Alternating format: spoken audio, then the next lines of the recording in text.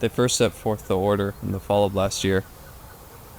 The air smelled of damp leaves, and I sat inside drinking tea and reading the papers.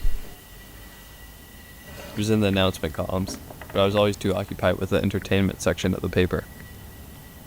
After breakfast, I got dressed, made sure the door to my apartment was locked, as there had been several break-ins the month prior, and I proceeded to walk to work.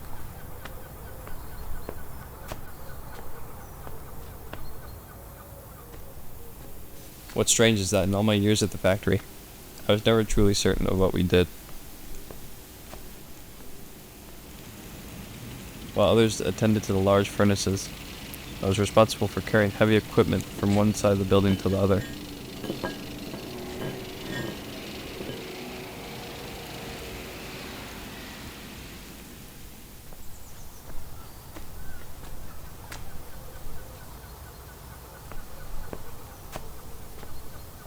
Upon arriving home, I discovered that someone had left a parcel on my steps. The parcel felt hefty as I lugged it to my desk.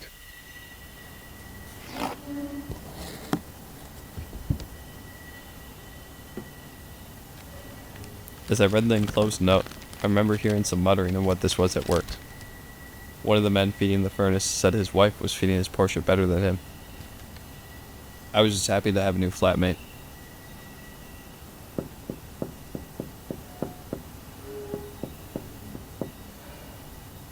I was disappointed when I realized there was no food in the house for me to give him, so I decided I would use what little I had to buy him some food the next day.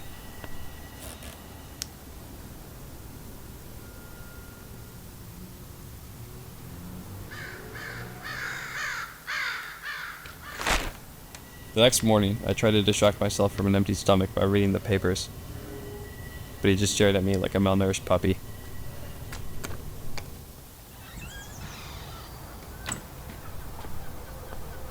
I left early for work because I could no longer stand and look into his sad eyes.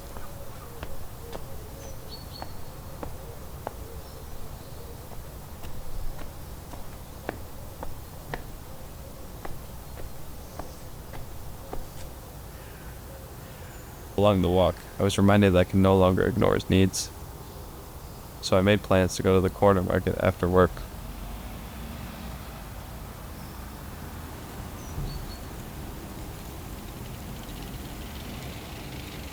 During a conversation with my boss, I confessed that I hadn't fed my portrait yet.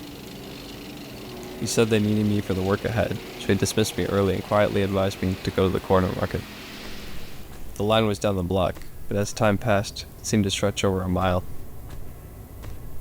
The woman in front of me was dressed in a bright blue dress.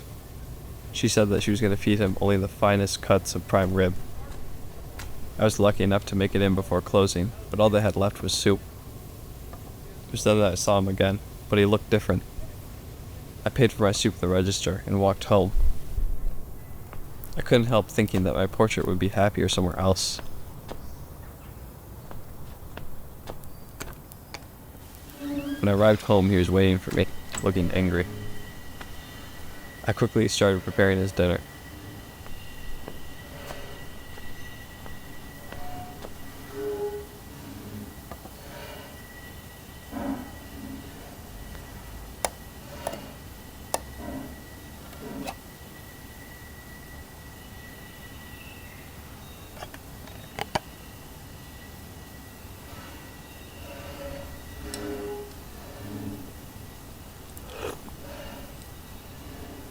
He devoured the soup, and I considered making a second can, but I realized I couldn't afford to feed us both.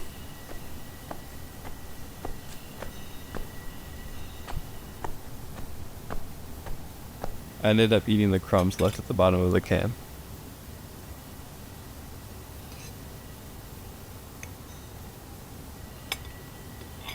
And as I did, I could feel his judgmental gaze upon me.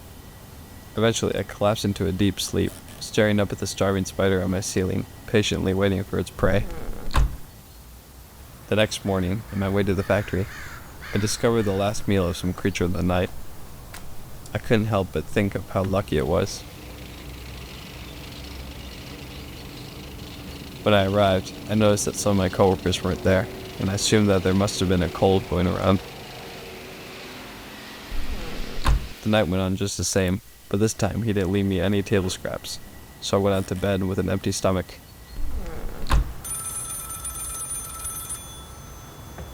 A few days later I heard banging a few doors down.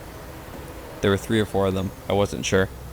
One stood on the sidewalk to keep the onlookers away.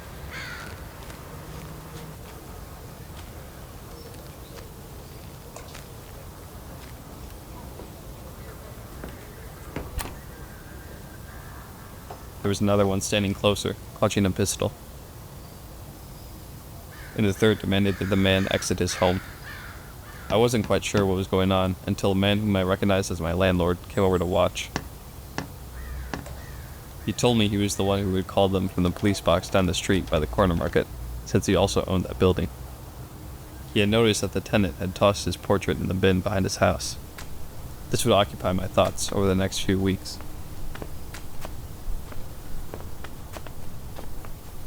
By December, I realized I was alone at work. Everyone else had disappeared and I couldn't find my boss anywhere. What was more troubling was a growing cavity in my stomach. I couldn't remember the last proper meal I'd had. The days blurred into a kind of thin, lightheaded drift.